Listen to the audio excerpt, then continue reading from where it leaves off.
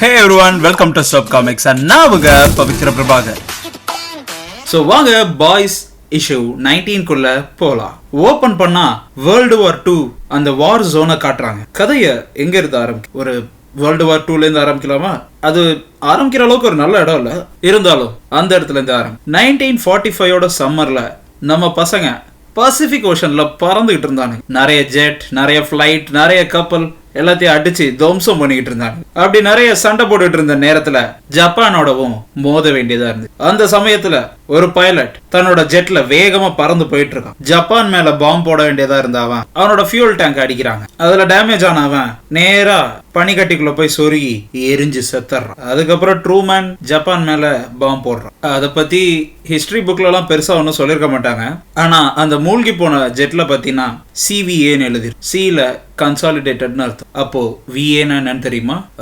What American, சரியா சொன்ன அப்படின்னு லெஜெண்ட் வந்து ஹியூவி கிட்ட கதை சொல்லிட்டு, அதாவது நடந்த ஹிஸ்டரிய சொல்லிட்டு. அப்புறம் அப்படியே கட் பண்ணா புச்சரை கட்டுறேன். அவரு தன்னோட நாயோட வாக்கிங் போயிட்டு இருக்காரு போல. எய்தாப்ல ஹோம்லேண்டர் வந்தோடனே அவரோட நாய் வந்து அப்படின்னு குலைக்க ஆரம்பிக்கும். எனக்கு புரியுது டெரர், ஃப்ரீயா விட. இப்போ உனக்கு என்னதான் பிரச்சனை? அப்படியே அங்கிருந்து கட் பண்ணி ஹியூவிய இதுக்கும் அந்த பிளேனை அவங்க தாக்குனதுக்கும் என்ன சம்பந்தம்? எல்லாம் ஒரு வெறிதான். அவங்களுக்கு நல்லா தெரியும் இந்த போர் இப்போதைக்கு நிக்க போறது, அவங்க ஜெயிக்க போறதும் இல்லை. அதனால சில கார்னர்ஸை கட், சில ஃபிளைட் டெஸ்ட்டை அவங்க செஞ்ச மாதிரி காமிச்சு டெட்லைனுக்குள்ள முடிக்கிறதுக்காக அவங்க இந்த வேலையை செஞ்சாங்க. அதனாலதான் நல்லா வர வேண்டிய அந்த ஃபிளைட் பாதிலேயே டேமேஜ். அந்த நேவி பைலட்ஸும் இந்த ரிப்போர்ட்டை தெரிஞ்சுக்கிட்டு தான் அந்த ஜெட்ல ஏறினா. ஏன்னு தெரியுமா? ஏன்னா இது ஒரு கான்ஸ்பிரசி தியரின்னு சொல்லி அவங்க எல்லாரையும் நம்ப வச்சிருந்தாங்க. ஆனா உண்மையிலேயே அந்த கான்ஸ்பிரசி ஒரு உண்மைதான். இது ஏதோ கடவுளோ இல்ல வானத்துல இருந்து வந்து விழுந்த எரிக்கலோ செஞ்ச வேலை. இது சாதாரண just another day, it's business. அப்படியே இந்த நேவி கிரிசில எடுத்துட்டு போனாங்க. யாருக்கிட்ட இருந்து ஆர்டர்? த பர்ச்சேசிங் கமிட்டி, அவங்க கிட்ட இருந்து. அது ஒரு வார் டிபார்ட்மெண்ட், ஒரு காங்கிரஸ். அவங்க கூட வாட் அமெரிக்கன்ஸ் ரொம்ப நல்ல ஃப்ரெண்ட்ஸா இருந்தாங்க. எல்லா செனட்டர்ஸையும் அவங்க பேக் பண்ணி அவங்க பாக்கெட்டுக்குள்ள போட்டுக்கும். அப்படி இருந்தா தானே அவங்க நினைக்கிறத இங்க செய்ய வைக்கும். ஏதோ ஒரு வார் எக்கானமிக்கு போருன்னு ஒண்ணு வந்துருச்சுன்னா அதுல இருந்து எவ்வளவு பைசா பார்க்கலாம். எல்லா பிசினஸ் மேனும் நாக்க தொங்க போட்டுக்கிட்டு அலைவான். சில நேரங்கள்ல அவங்க நினைக்கிறது கண்டிப்பா நடக்கும். எப்பயாவது ஒரு சில சமயம் இது மாதிரி சொதப்புறதுக்கு வாய்ப்பு. ஆனா அதை சீக்கிரட்டா மெயின்டைன் பண்ணிட்டு போயிட்டே இருப்பான். ஆனா நீ அதை கண்டுபிடிக்கணும்னு வந்திருக்கு, அதை பார்க்கதான் எனக்கு ஆச்சரியம் அப்படின்னு லெஜெண்ட் அவரோட கதையை சொல்லிட்டு இருக்க. அப்படியே கட் பண்ணா குயின் மேவ பூச்சி சொல்லுங்க மை லேடி, இது பார்க்க கன்றாவியா இருக்கு. யார் இவ? பெரிய திமிரோட உட்கார்ந்து இருக்க, கையில மார்டின், அந்த காலத்து சரக்கு அடிச்சு அப்படின்னு. ஏ ட்ரெயின் இவ்வளவு சுத்தம் செய்யற வேலைக்கு இவளையும் ஏ ட்ரெயினையும் போட்டுருக்கு. ஏய் கொஞ்ச நேரம் பிரேக் விடு சரியா? நான் ரொம்ப டயர்டா இருக்கு. நான் ஒன்ன மாதிரி இங்க புது ஆளு, என் நேரம் உன் கூட வந்து மாட்டிக்கிட்டு. சரி என்னமோ போ. ஹோம்லேண்டர் இதை ரொம்ப முக்கியம், இதை நாம பாத்துக்கிட்டாதான் நல்லதுன்னு அவர். அதனால கண்ணை மூடிக்கிட்டு இந்த வேலையை எல்லாரும் ஏ ட்ரெயினை தான் நம்புறாங்க இல்ல?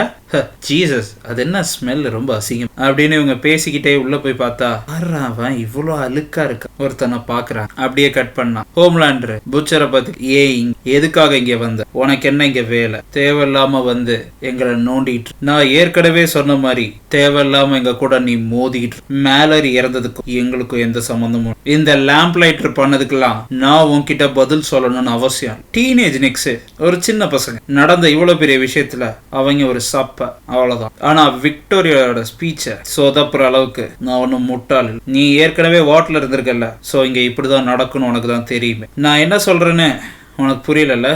ஏன் இவ்வளோ நேரம் நான் உன்கிட்ட பேசினதே ஒரு வித டிஸ்ட்ராக்ஷன். ஏன்னா நான் பாட்டுக்கு பேசிக்கிட்டே இருக்க, நீ எதுவுமே பேசுற மாதிரியே தெரியல. உனக்கு ஏதாவது இன்னைக்கு சொல்றதுக்கு இருக்கா இல்லையா அப்படின்னு இவங்க மேல பேசிக்கிட்டு இருக்கும் போது கீழே காட்டுறான். புச்சரை மேல அனுப்பி வச்சுட்டு மதர்ஸ் மில்க் கிமிக்கோவோட லேம்ப் லைட்டரும் பிளாக் நாயரையும் பார்த்து பக்கத்துல இருக்க கூவாத்துல இருந்து அக்வாமேன் எந்திரிச்சாரு. ஸோ அப்படியே கட் பண்ணா லெஜெண்ட் அவரோட கதையை கண்டினியூ பண்ண. வாட் திருப்பியும் அவங்க வேலையை தான் பார்த்தோம். இந்த ஏர்ஃபோர்ஸும் சரி, இந்த ஆர்மியும் சரி, எல்லாமே அவங்களோட கான்ட்ராக்ட். அது ஏன்னு உனக்கு தெரியுமா? ஒரு சாதாரண அசால்ட் ரைஃபிள கூட அவங்களோட ஃபயர் ஆர்ம் டிவிஷன்ல இருந்து கொண்டு போய் வைக்கணும்னா நிறைய சில்லறை. வியட்நாம் போறதானே சொல்றீங்க? இல்ல, உனக்கு தெரியாத நிறைய விஷயம் இங்க நடந்துகிட்டு. முதல்ல சில ரூமர்ஸ் கிளம்புனது. டிராங் வேலியில நடந்த சண்டை முறையா அவங்களோட ஆட்டம் குறைய ஆரம்பிச்சு. ஆனா அப்படி இருந்துமே அவங்க கிட்ட கையில 1000 பேர் இருந்தாங்க, ஏர் சப்போர்ட்டும் இருந்தது. அதனால அவங்களால திருப்பி அடிக்க முடியும். ஆனா அதுவே யூஎஸ்ல இப்போ பாய்ஸ் அவ்வளோ பெரிய ஆளுங்க இல்லை. ஆனா அவங்க எதிர்க்கிற தலை 1000 தலை. இது அங்க சண்டைக்கு வந்தவங்க ஒவ்வொருத்தவனையும் கொன்னதுக்கு அப்புறம் அவனுங்க கழுத்துல கன்னை குத்தி ஒரு அவார்டு மாதிரி சொறி வச்சுட்டு போயிடுவாங்க. அவனுங்களுக்கு இதை பத்தி எல்லாம் கவலை இல்லை. பிசினஸ்னா அது பிசினஸ். வாட்டுக்கும் இந்த கவர்மெண்ட்டுக்கும் இது நல்லதா பட்டதுனால அவங்க இங்க வாட்ட வளர காங்கிரஸ் தன்னுடைய உதவிக்கரத்தை நீட்னுச்சு. நம்ம பசங்களை பழி வாங்கறதுக்காக பயன்படுத்திக்கிறதுல எந்த ஒரு தப்பும் இல்லைன்னு வாட் அவங்கள நம்ப வச்சு, அதனால வாட் இந்த அமெரிக்கால ஊடுருவி வளர்ந்து 3 வருஷத்துக்கு அப்புறம் எங்க இருந்துன்னே தெரியாம திடீர்னு ஒரு மீட்டியோரைட் ஸ்ட்ரைக் வயோமிங்ல ஹோம்லேண்டரா, ஆமா அவனேதான். அதை தடுத்து நிறுத்தினதுனால அவன் ஹோம்லேண்ட் பாய்ஸுக்கு தலைவன் ஆயிட்டான் அப்படின்னு இவர் சொல்லிட்டு இருக்க. அப்படியே கட் பண்ணா ஸ்டார்லைட்டையும் ஏ ட்ரெயினிங். அதுக்கு ஸ்டார்லைட் கேட்கிறா, நீ இதை வேக வேகமா செய்ய முடியாதா? உன்னோட சூப்பர் ஸ்பீட் அது மாதிரி எதுவும் இல்லையா?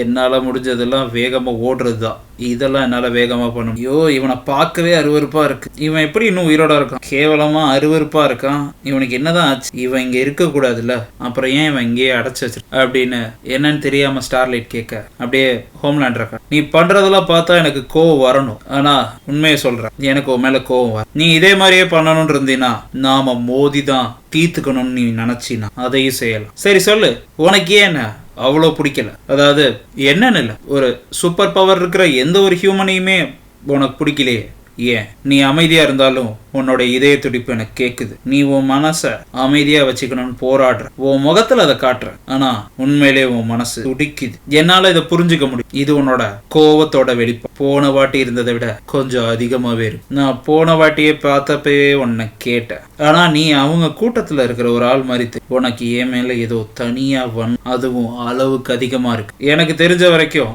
இதுக்கு முன்னாடி நம்ம பார்த்ததே இல்லை. பர்சனலா உனக்கு எனக்கு எந்த பிரச்சனையும் தெரியல. நான் யாரையாவது ஏதாவது பண்ணிட்டேனா, உனக்கு தெரிஞ்சவங்க எதையாவது பண்ணிட்டேனா, உனக்கு தெரிஞ்சவங்க யாரையாவது நான் ஏதாவது கொண்டுட்டேனா, ஏதாவது சொல்லு அப்படின்னு அவங்க பேசிக்கிட்டு இருக்கும் போது லெஜெண்ட் அவரோட கதையை கண்டினியூ பண்ண. லிட்டில் பேபி அப்படின்ற ஒரு ஸ்பேஸ்ஷிப் பூமியில வந்து நட்சத்திரங்களுக்கு நடுல இருந்து அதுக்குள்ள ஒரு குழந்தை கிட்டத்தட்ட வளர்ந்த ஒரு டீனேஜர் வானத்துல இருந்து வந்து அவன் அமெரிக்கால விழுந்ததுதான் அவனோட லக். சவுத் டொக்கோட்டால இருக்கிற ஒரு இடத்துலதான் அவன் விழுந்தான். கிட்டத்தட்ட பல புல்லட்ஸை தாங்கினான். அவன் ஒரு ஹைட்ரஜன் பாம்புக்கு சம். இதெல்லாம் கதை கட்டுற மாதிரி உனக்கு தெரியல, ஆனா அங்க இதுதான் நடந்தது. அவனை ப்ரிப்பேர் பண்ணாங்க, பேச ட்ரைனிங் கொடுத்தாங்க, அவனுக்கு ட்ரெஸ்ஸும். அப்புறம் இவங்க ஆட்டி வைக்கிற ஒரு பொம்மையாவும் அவனை வளர்த்ததே அவங்க. இது ஒரு புது வகை மனுஷங்கள்ல. அவன் உடம்புல இருந்து காம்பவுண்ட் விஏ எடுத்து நிறைய குழந்தைங்களுக்கு போட்ட. சில பேர் இறந்து போனாங்க, சில பேர் பயங்கரமா வளர்ந்து. அவங்கள எப்படி கொள்றது அது மட்டும் இப்போ வரைக்கும் தெரியல. ஆனா அந்த குழந்தைங்கள ஒரு மெடிக்கல் டீம் தான் ஹையர் பண்ணி பார்த்து அதை ஒரு ஹெச் பாம்னே சொல்ற. அந்த ட்ரக் ட்ரையல்ல நிறைய பேருக்கு நல்லதே நடக்கும். அவங்க எல்லாம் 7 வாட்டி இந்த டெஸ்ட பாஸ் பண்ண. சோ அதனாலதான் 7 அவங்க டீமுக்கு பேர் வந்து. பிளாக் நாயர் முதல்ல வந்து, அதுக்கப்புறம் மேவ், அதுக்கப்புறம் ஜாக் ஃப்ரம் ஜூபிட்டர், அப்புறம் டீப், அப்புறம் கடைசியா தான் அவனை ரீப்ளேஸ் பண்ணிட்டு தான் ஃபக்கிங் ஏ ட்ரெயின். ஒரு 2 அவங்களுக்கு இங்க என்ன நடக்குதுன்னு நல்லா தெரியும். அந்த வாட் எப்படி கேம் ஆட்டம், எப்படி இந்த சிஸ்டத்தோட விளையாடணும் அப்படின்னு ரொம்ப நல்லா தெரியும். ஒரு ப்ராடக்டை எப்படி பிச் பண்ணணும், அதை எப்படி மார்க்கெட்டிங் அவங்க கில்லாடி. சோ அதனாலதான் இந்த 7ல இருக்கிறவங்க எல்லாம் மற்றவங்களை விட ரொம்ப ஸ்ட்ராங்கா இருக்காங்களா? ஸ்ட்ராங்குன்னு மட்டும் சொல்ல, அதை விட ஒர்த்தா இருப்பாங்க. சில லூசு கூமுட்டைங்க இருந்தானுங்க கொஞ்ச நாளைக்கு முன்னாடி. அவங்க பேரு ஜி மேன், அது ஸ்ட்ராங் ஃப்ரெண்ட், பே பேக், இவங்க எல்லாம் இருந்தாங்க. ஆனா ஏதோ ஒரு ஆக்சிடென்ட்ல அவங்கள எல்லாரையும் கொன்னுட்டதா சொல்றாங்க. ஆனா கேட், எனக்கு அதுல துளி கூட நம்பிக்கை. ஆனா புச்சர் உனக்கு என்ன சொன்னான்றது எனக்கு தெரியும். இவங்க ஒவ்வொருத்தவங்க தலைக்கும் 19 பில்லியன் பக் இருக்கு. அதாவது ஒவ்வொருத்தவனையும் தயாரிக்கிறதுக்கு வாட் செலவு பண்ண அமௌண்ட் 19 பில்லியன் டாலர். சோ அதை இவங்க கிட்ட இருந்து கறக்காம வாட்டும் விடாது. நீங்க சொல்றதெல்லாம் ஏதோ புரியுது, ஆனா உனக்கு தலை சுத்துற மாதிரி இருக்குல்ல? எனக்கு புரியுது. ஏன்னா இதை கேட்டப்போ முதல்ல எனக்கும் அப்படி. சரி, ஒரு விஷயம் சொல்லுங்க, இந்த சூப்ஸ் எல்லாமே உண்மையிலே அவ்வளோ பவர்ஃபுல்னா அப்புறம் ஏன் அவங்க எல்லாம் ஒன்னா சேர்ந்து இந்த உலகத்தை டேக் ஓவர் பண்ண வேண்டியதானே? ஏன் வந்து ஹோம்லேண்டரை நம்பிக்கிட்டு ஏன் இந்த 7க்கு கீழே இருக்கணும்னு நினைக்கிறாங்க? ஹே, என்ன விளையாடுறீ? இந்த உலகத்துல ஏன் எல்லாரும் சட்டத்தை மதிக்கிறார், ஏன் இந்த சமூகம் நடக்குது அப்படின்ற மாதிரி கேள்விதான் இது. சூப்ஸ்கான ஒரு அவங்களுடைய சட்டத்தை அவங்க மதிக்கிறாங்க, அவ்வளவுதான். இந்த புறம்போக்கு தான் உலகத்தை ஆளணும்னு நினைக்கும் ஹோம்லேண்ட். இவனை தவிர வேற யாராவது வால் ஆட்டினாங்க, அவங்க வாழை முதல்ல வெட்டுறது இவனா. இங்கதான் பிரச்சனையா ஆரம்பிக்கும். இந்த 7 பத்தி மக்களுக்கு நிறைய தெரியாது. மக்களுக்கு என்ன கொண்டு போய் காட்டுறாங்களோ, மக்கள் எதை பார்க்கணும்னு இவங்க நினைக்கிறாங்களோ அதை மட்டும்தான் இவங்க பார்க்க. அதனாலதான் இவங்களால இங்க சர்வை பண்ண. ஒரு விஷயத்த நல்லா புரிஞ்சுக்கும். வாட்டும் ஒரு சாதாரண கார்பரேஷன், ஒரு கார்பரேட். அவங்க சூப்பர் ஹீரோஸை உருவாக்குறாங்க, அது அவங்களோட ப்ராடக்டே கிடையாது. அவங்களோட ப்ராடக்ட் இது எல்லாமே ஒரு டிஃபென்ஸ் சிஸ்டம்னு சொல்லலாம். இந்த சூப்பர் ஹீரோஸை ஒரு டிஃபென்ஸ்க்கு அவங்க பயன்படுத்து. காம்பவுண்ட் விஏ விற்கிறதுனால வர பணத்துல தான் அவங்க. எனக்கு தெரிஞ்சு இப்போ நான் சொன்னதெல்லாம் கேட்டு கண்டிப்பா தலசு ஒரு காஃபி குடிச்சிட்டு திரும்பி வேணா பேசுவோமா அப்படின்னு லெஜெண்ட் சொல்லி முடிக்க இந்த வீடியோவும். ஸோ அவ்வளோதான் கைஸ். இந்த வீடியோ உங்களுக்கு பிடிச்சிருந்துச்சுன்னா லைக், ஷேர். Thank you all.